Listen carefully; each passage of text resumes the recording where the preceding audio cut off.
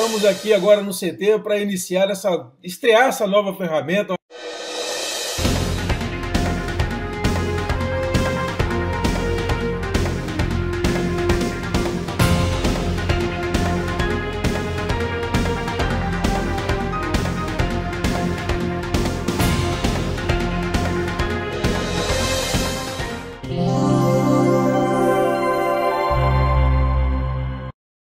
Olá pessoal, estamos de volta aqui com a nossa entrevista à distância e nós estamos tendo o prazer de receber aqui a presidente da Agência de Regulação e Fiscalização de Serviços Públicos de Palmas, a doutora Juliana Nonaka, que vai falar para a gente sobre três temas importantes. Primeiro sobre a agência, que é uma agência nova, que tem feito um grande trabalho em termos de controle dos serviços públicos de Palmas, e ela vai apresentar como funciona a agência, qual o papel dela, e também vamos falar sobre dois temas do momento, que é a da tarifa de transporte coletivo, que está aí, aumenta ou não aumenta essa tarifa, que a prefeita deve decidir nas próximas horas, e também sobre a BRK, que a Câmara, os vereadores têm reclamado muito da BRK, inclusive tem uma CPI para começar os trabalhos lá.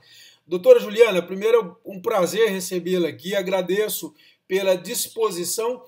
Vamos começar então pela ARP, a Agência de Regulação e Fiscalização. O que é a agência, qual o papel dela, e parece que ela começou de fato a funcionar agora nos últimos meses, é isso? Como que funciona?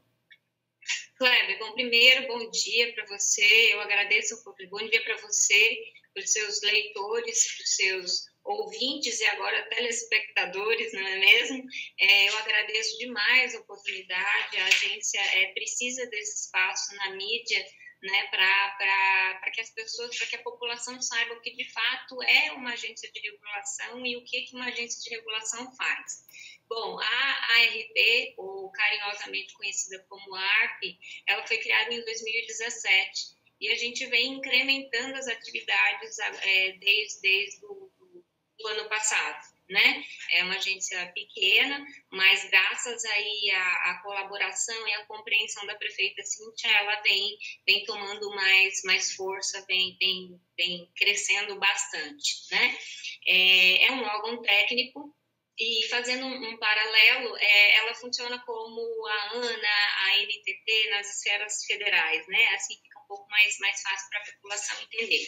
Só que como a gente está dentro de um município, obviamente que a gente acumula essas funções, tá? Então a gente zela aqui pela modicidade, pelo equilíbrio econômico-financeiro de todos os contratos de concessão dos serviços públicos do município de Palmas, tá? Então, dentre eles, nós temos a água e saneamento, né, que é uma questão bem polêmica mesmo, e aí nós precisamos de toda a ajuda possível, porque a gente está a gente tem aí um contraponto com uma empresa de grande poderio econômico, né, e o transporte público coletivo também é uma concessão. Num prazo curto, a gente espera estar atuando também na regulação e na fiscalização dos resíduos sólidos, né, do lixo também, que também tem essa natureza de concessão de serviço público. Mas, basicamente, funciona da seguinte forma: tanto o município como o Estado, a União, esses entes eles não têm mais envergadura para prestar serviços de natureza pública por fonte própria, né, diretamente. Então, ele opta pela, entre aspas, terceirização desses serviços a empresas privadas, né, por meio de delegação. O mais usual, o mais conhecido é a concessão. Então, enquanto agência de regulação, o que a gente faz? A gente faz a moderação desses interesses, tá? Porque é importante que o contrato de concessão ele esteja equilibrado, né? Que a concessionária não venha a falir, porque, afinal de contas, é a prestação de um serviço básico, né? Um serviço público de natureza essencial, mas, por outro lado, a agência tem que zelar pela modicidade tarifária também, né? Ou seja, as pessoas elas têm que conseguir pagar a tarifa, né? Então, a gente faz a mediação desses interesses, tá?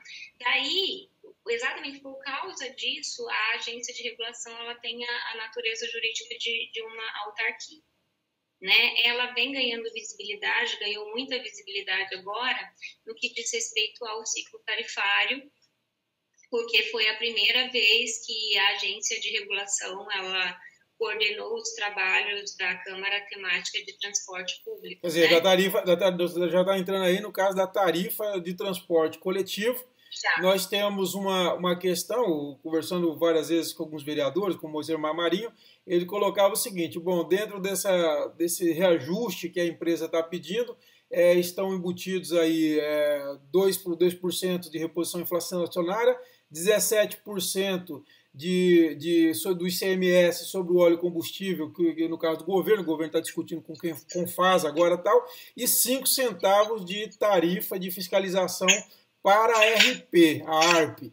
É isso mesmo? Como que funcionaria esses 5 centavos? Qual o objetivo deles? Olha só, bom, primeira coisa que a gente tem que esclarecer, e aí nesse momento eu quero até parabenizar, porque você foi um dos únicos jornalistas que fez uma reportagem assim de cunho muito técnico e muito aproximada da realidade. Aí eu queria te dar os parabéns por isso. Mas funciona assim, nós temos um colegiado aqui, né, muito democrático, é uma metodologia muito interessante de cálculo tarifário. Dentro desse colegiado a gente tem a Câmara Temática, né, composta por técnicos que fizeram que a gente abriu a planilha apresentada pelo Setub. Esse reajuste, ele parte anualmente do Setub, é um pedido de reajuste formulado pelo sistema de transporte, não pelo concedente. Isso é importante deixar claro, porque havia uma certa confusão aqui, no sentido de que quem pediu o reajuste era o poder comercial, é uma confusão, então é importante deixar claro que o pedido de reajuste ele é formulado anualmente pelo sistema, tá? Bom, então o que a gente fez enquanto órgão técnico? A gente se debruçou, abriu a planilha, a composição de custos, né, do sistema, quer dizer, quanto custa o sistema, né, desde óleo, roda, veículo, enfim, para saber se aquele valor apresentado pelas concessionárias condizia com a realidade. Então, antes da gente entrar nesse ponto específico da questão da taxa, tá, e do percentual do reajuste, o que a gente tem que estabelecer aqui? Como a gente auditou os documentos apresentados pelo Setub, a ARP procedeu à glosa de quase R$100 mil anuais referentes a alguns serviços, a algumas aquisições que não diziam respeito à prestação do serviço de bilhetagem, tá? O que já foi responsável por uma diminuição aí de 2 centavos, né? O que eu estou querendo dizer aqui, que após a glosa você tem a modificação da base de cálculo, entende o que eu quero dizer? Sim. Então, tá, a partir desse momento, então, a gente já trabalha aí com 2 centavos a menos, tá? Então, de 4, a gente já teria aí 3,98, né? Com a glosa. A gente vai trabalhar em cima dessa base de cálculo de 3,98. Na época que o Setub apresentou a planilha, ele considerou o quê? O valor do salário mínimo anunciado no final de dezembro do ano de 2018 e não o que efetivamente foi praticado, tá? Então, aí a gente já tem mais uma diminuição de 1 centavo no valor da tarifa, né? Então, já vamos para 3,97, certo? E aí, o que aconteceu? Já em sede de colegiado, de plenário, né?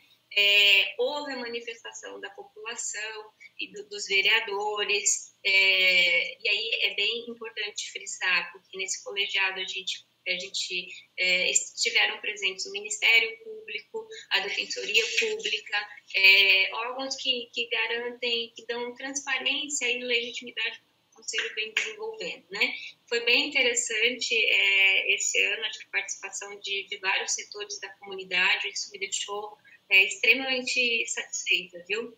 Bom, e aí, voltando então à questão, todos estavam muito sensíveis à situação econômica e financeira do país, né? É um momento de crise, isso é fato, e então a gente tinha que trabalhar com o menor impacto possível para o cidadão, para aquele que está na ponta, efetivamente na ponta, para aquele que pega o ônibus.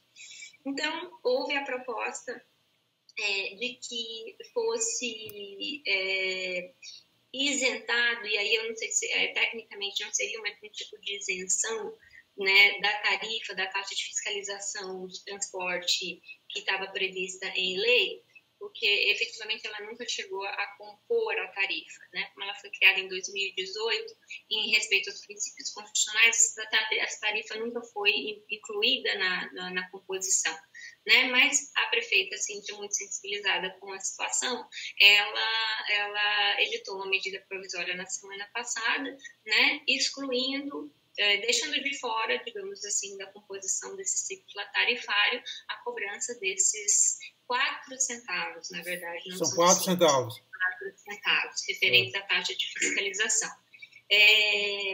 Nesse momento, foi sugerido que se formasse uma comissão para pleitear a isenção do ICMS diesel para o governador do estado, que de fato ele representa aí 17 centavos na composição da tarifa, né? É uma composição muito substancial.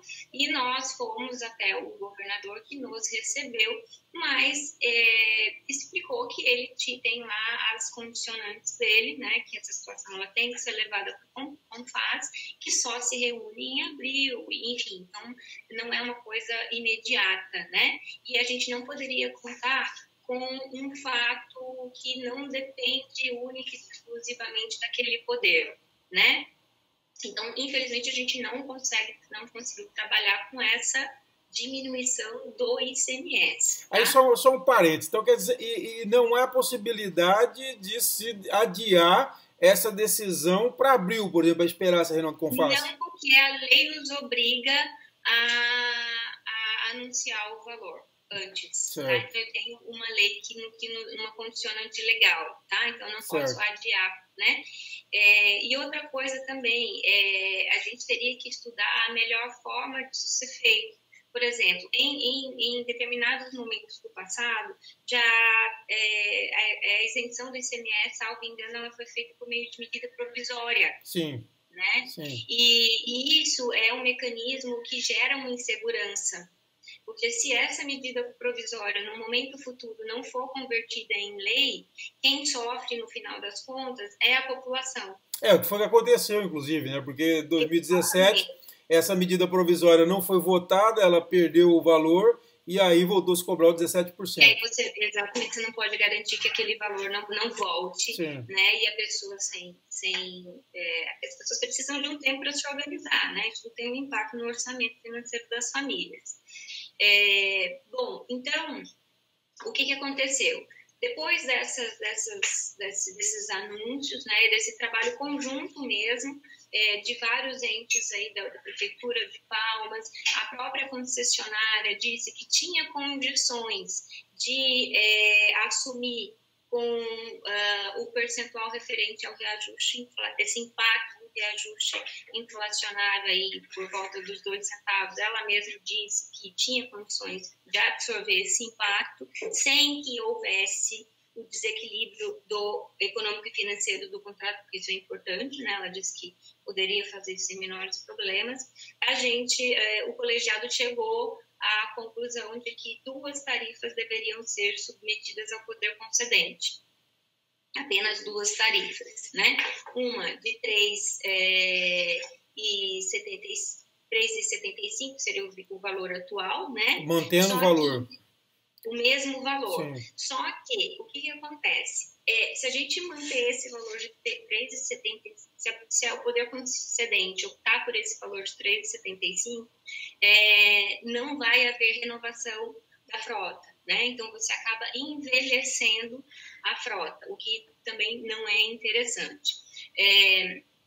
Por outro lado, por exemplo, permitir o ingresso de 20 veículos, que foi a proposta inicial do CETURB, isso já geraria uma tarifa, no nosso entender, muito acima do que a população pode pagar, né? Então, o que a gente trabalhou? Uma proposta do meio termo, tá? Então, a sugestão foi de que fossem substituídos apenas 10 veículos e não 20, né, os 20 que estavam sendo pleiteados inicialmente, tá? São 10 ônibus, 10 ônibus novos com ar-condicionado. E aí a proposta da agência também foi a de intensificar a fiscalização também para garantir que esse serviço seja prestado de forma eficiente e com qualidade. Uma coisa muito importante, Kleber, que tem que ser ressaltada é que, obviamente, que ninguém gosta de essa decisão, tá? Ela vai ser tomada pelo poder concedente, tá? E essa decisão ainda não foi tomada, né? Nas próximas horas aí deverá haver algum pronunciamento do poder concedente, no caso a prefeitura municipal, tá? Ela não foi publicada ainda. Mas um fato interessante que deve ser ressaltado é que nós trabalhamos, por exemplo, se o poder concedente optar pelo reajuste aí de 10 centavos na tarifa, né, por uma tarifa de 3,85, a gente está falando de um aumento de 2,67%, que é muito abaixo da média nacional, tá? Que está em torno aí de 7%, chegando a 11%, como aconteceu em Maceió, né? Então, quer dizer que é um trabalho muito, muito interessante, porque realmente ele a capital fica numa situação muito favorável se comparada às demais capitais. Agora, os vereadores disseram para mim que se também for mantido o preço dos 3,75, o valor dos 3,75, o CONFAS dando depois essa possibilidade da isenção do ICMS, que poderia, inclusive, contemplar a renovação da frota também, é isso? Na verdade, o que eles estão fazendo? Eles estão fazendo o seguinte cálculo: se a aquisição de 20 veículos equivale a 17 centavos no valor da tarifa e o ICMS equivale a 17 centavos, então você trocaria uma coisa por outra, tá? Só que a situação é um pouquinho mais complexa, né? Porque o que acontece? Há a previsão de que este contrato de concessão ele se encerre em 2022, tá? Então, todo esse investimento realizado, ele tem que caber dentro do período de vigência do contrato, ou seja, tem que haver a depreciação desse investimento dentro desse período do contrato, para que isso, em 2022, não me gere um passivo contratual. Há quem diga assim: Juliana, você está equivocada, porque a nova concessionária, né, porque quando eu digo nós, estou falando de agências de regulação, nós temos o entendimento de que é benéfico para a sociedade que haja a licitação, né, uma nova licitação após o término da atual, da vigente.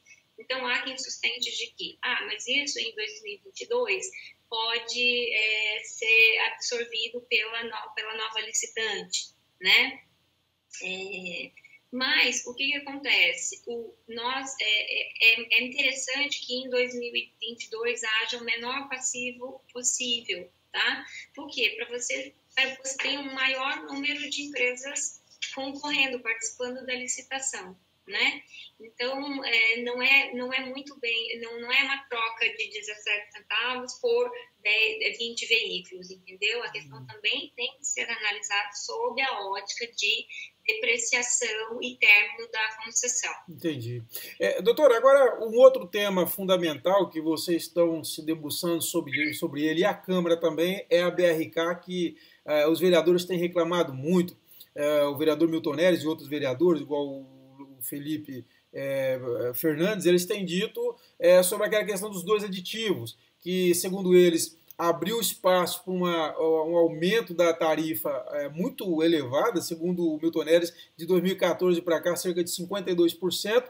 E, além de tudo, algumas coisas meio estranhas. Por exemplo, a concessionária estaria pagando melhorias na cidade, até a lama asfáltica, manutenção e reforma do Newton Santos, isso incluiria na taxa e na tarifa. E mais, que essa tarifa ela é composta, ela é definida numa planilha com 47 municípios, e que, por exemplo, um município pequeno do interior estaria pagando pelos Parques dos Povos Indígenas, que foi feito pela BRK. Além disso, eles dizem também o seguinte: haveria um conselho formado por secretários, isso na gestão passada, e que esse conselho se reunia, sugeria obras e recebia cada um R$2.000 por reunião. Segundo ele, chegou a se pagar aí em torno de R$2 milhões de 2014 para cá. O que tem de verdade nisso? O que está acontecendo nesse contrato com a BRK, doutora? Bom, o que acontece em relação a esses pontos que estão sendo levantados pelos vereadores, que eles estão se concentrando muito na existência de um comitê gestor, né? De fato, quando nós chegamos aqui, assumimos a presidência da agência, foi constatado que existia um comitê gestor mesmo, ainda existe um aditivo contratual, né? E nesse aditivo contratual havia a previsão deste famigerado comitê gestor. Bom, e aí o que acontece? Uma das primeiras providências que a agência fez foi solicitar a prefeita Cíntia que revogasse todos os dispositivos, que revogasse o regimento interno desse comitê gestor. Porque todas as obras realizadas pela BRK, elas devem guardar correspondência com a prestação do serviço de água e esgotamento sanitário. Nenhuma outra obra pode ser incluída como investimento. Pode até ser como liberalidade, tá? Mas isso não pode ser computado para fins de cálculo de reajuste tarifário. Bom, agora, qual que é a situação delicadíssima da BRK? Então, em relação ao comitê gestor, logo em agosto de 2018, salvo engano, já houve um esvaziamento desse comitê, ele já não opera mais, tá? E se eventualmente essas obras foram realizadas, nós estamos fazendo o levantamento de todas essas obras, né? Se elas foram realizadas, esses valores também serão glosados, tá? Porque eles não deveriam compor a tarifa, porque não são investimentos relacionados à prestação de serviço de água e abastecimento. Os vereadores chegam a falar de 57 milhões que estariam para entrar nesse ciclo de tarifa. Lembrando que o ciclo da água, diferentemente do ciclo da tarifa, ele é de 4 em 4 anos, tá? Então, o que acontece? Nós estamos atrasadíssimos no ciclo da água, tá? A gente já deveria estar no segundo ano, mas ele mal começou. Bom, e aí, o que acontece? A Agência de Regulação de Palmas vem fazendo um trabalho muito, muito bonito, muito belo no que diz respeito à fiscalização desses serviços, tá? Porque, muito embora a gente tenha conhecimento de que há o sistema de subsídio cruzado, isso não impede, não exclui a competência municipal em regular e fiscalizar esse serviço, tá? Por razões simples, é uma previsão constitucional. Então, a gente vinha fazendo um trabalho muito interessante, nós estamos tentando fazer esse trabalho, a gente vinha fazendo esse trabalho de uma forma muito maciça, de fiscalização da Agência de Regulação da BRK, perdão, e nos deparamos com a seguinte situação. Só para você ter uma ideia, a gente já tinha chegado aí a uma estimativa de 1 milhão, 1,5 milhão de multas aplicadas à BRK pelo fato dela não prestar as informações que a agência vem solicitando reiteradamente.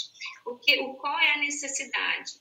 Que é a mesma reclamação que a Câmara faz também, que realmente ele não responde o ofício, não passa informação. Quer dizer, isso ocorre também com a agência também. Também com a agência, porque o ideal é que a gente faça o mesmo trabalho que a gente fez com o transporte, de abrir a planilha e de fazer o cálculo. A gente precisa de dados para fazer cálculo. A agência de regulação faz cálculo, tá? Então, o que a gente tem que fazer? A gente tem que dizer quanto de fato custa a água, quanto de fato custa o esgoto. Por exemplo, eu não tenho os dados ainda na minha mão, mas não posso como eu não tenho os dados, não posso te garantir. Mas há um consenso de que 80% de esgoto é um valor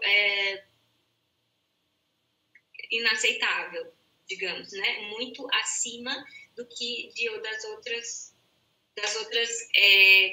capitais. Mas o importante é que ela nos forneça as informações para que a gente abra a planilha e consiga fazer o cálculo para saber quanto de fato custa esse serviço. O que eu venho falando, que eu prego, é que todos nós, cidadãos palmeirenses, nós temos maturidade suficiente para entender que um investimento tem um custo. Sim, nós temos maturidade para isso, mas nós precisamos saber o que nós estamos pagando. Efetivamente pagando. Esse é o ponto, entendeu? Esse é o ponto. Então, tem sido uma briga muito... Agora, doutora, ela está negando informação. E o que vocês estão fazendo para buscar essas informações? Quer dizer, vai ter que ter um apelo judicial ou está tentando ainda uma conversa com a empresa? Aí onde a gente ia chegar. Bom, administrativamente, o que a gente vem fazendo? A gente vem fazendo as autuações, né, as notificações, fizemos julgamento em primeira e segunda instância, o que gerou já um passivo aí de 1,5 milhão, expedimos as duans, e isso seria um mecanismo, digamos, de obrigá-la a prestar a informação, porque a partir do momento em que eu expresso uma duan, se ela não paga o valor, o nome dela deveria ser escrito em dívida ativa, tá? Isso é um mecanismo de coerção, né, digamos assim. Só que nós estávamos prestes a judicializar essa questão, né? Porque é uma obrigação contratual fornecer os dados e pasme, olha que coisa interessante. A própria ATR, a Agência Tocantinense de Regulação, existe um documento oficial já que nos confere a competência fiscalizatória. E enquanto a questão regulatória, houve um compromisso, a gente vinha fazendo uma construção no sentido de que a regulação seria feita em conjunto, né, para que não houvesse uma ruptura na segurança jurídica. Quer dizer, a TR e a RP, as duas trabalharem na regulação. Porque são 47 municípios, tá? A gente está falando aí de subsídio cruzado, é isso, né? São 47 municípios envolvidos aí nessa problemática. Então, é óbvio que nós, enquanto município de Palmas, nós temos o direito de participar do debate, né? E que não existe a intenção da agência de anunciar a saída do subsídio cruzado, porque isso, de fato, desestabilizaria o sistema, tá? Então, de forma muito responsável, a gente vinha construindo a relação no sentido de que a parte regulatória seria feita em conjunto, e somente naquilo que seria específico e pontual da cidade de Palmas é que haveria uma regulação de forma diferente, tá? Infelizmente, essas tratativas elas sofreram uma interrupção por questões de troca de troca de presidente, enfim, né? A gente ainda está aí esperando o governador anunciar quem vai ser o novo presidente da TR, para que a gente continue as tratativas. Em relação à judicialização, sim, há um interesse da agência, né, em judicializar o mais rápido possível a questão da prestação de informações, tá? Para que a gente consiga obter essas informações. Mas, infelizmente, o que aconteceu? A BRK, no momento passado, ela tomou essa iniciativa primeiro. Tá? Ela impetrou um mandato de segurança lá em 2017, mais ou menos. E, na época, ela questionou, o que ela questionava não era nem a questão da competência municipal em fiscalizar e regular o serviço. Tá? Na época, ela questionou o quê? Um determinado quantitativo de autuações que, na concepção dela, teria sido realizado sem a observância do contraditório da ampla defesa. Então, nós falamos, ok, já que é esse o problema, vamos sanar o problema, né? A gente reautua, embora eu discordasse, para mim, na minha opinião, não teria havido nenhuma infringência a princípio algum, mas, né, para evitar, a gente reautua este lote, um lote pequeno, específico, e a vida segue, né? A gente consegue aí fazer um trabalho bonito e um serviço de excelência que o cidadão tanto merece, tanto, né, necessita. Só que aí foi concedida uma liminar na época, né, isso ainda em 2017, e só que essa liminar caiu, digamos assim, tá? Foi proferida a sentença de mérito nesse mandado de segurança.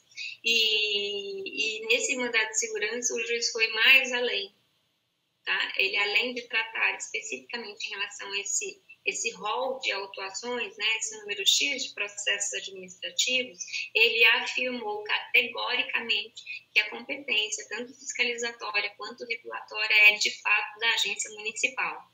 Que o fato de existir o sistema, o regime de subsídio cruzado, não implica ou não exclui a competência municipal para fiscalização e regularização.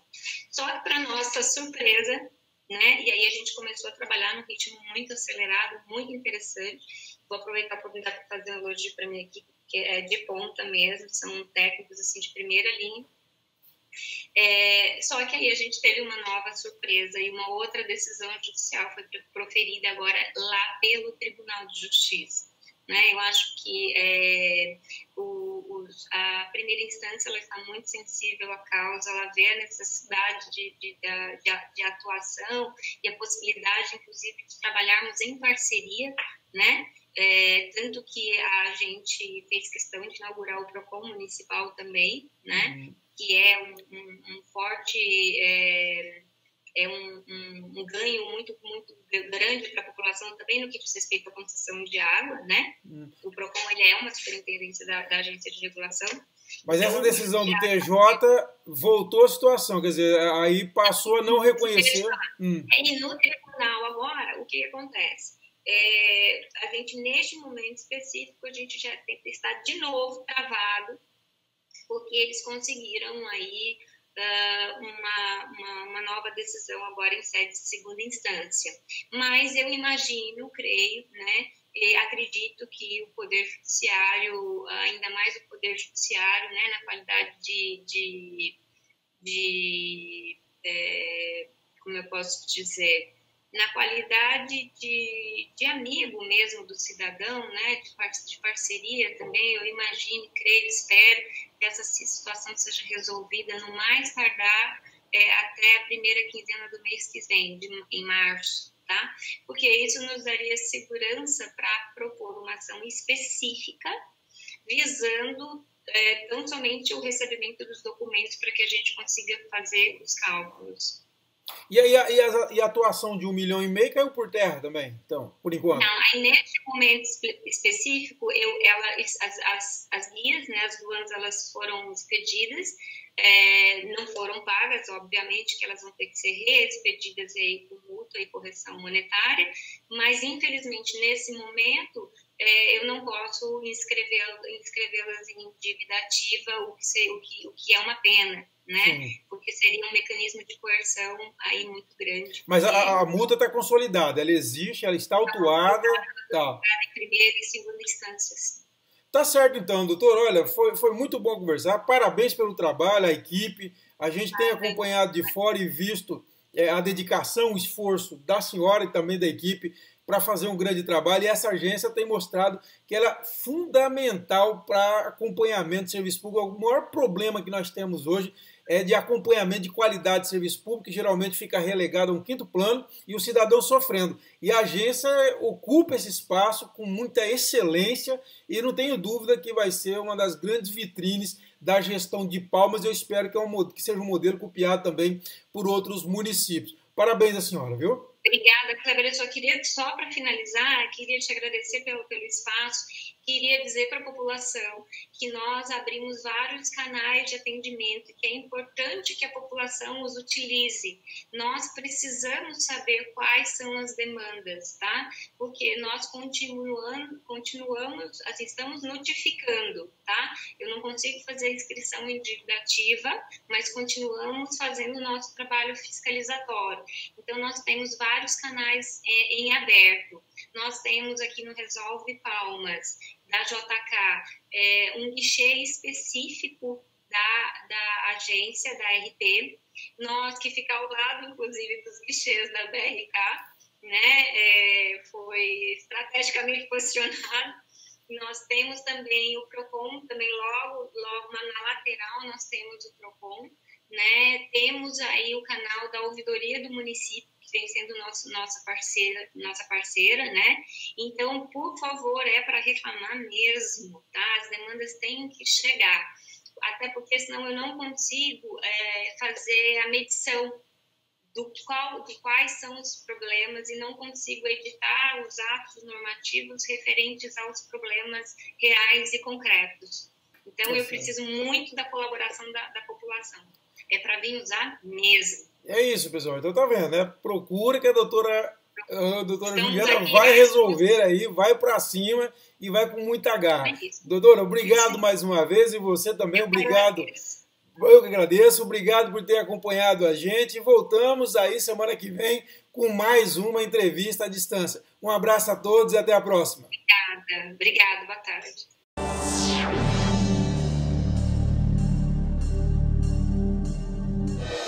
Estamos aqui agora no CT para estrear essa nova ferramenta.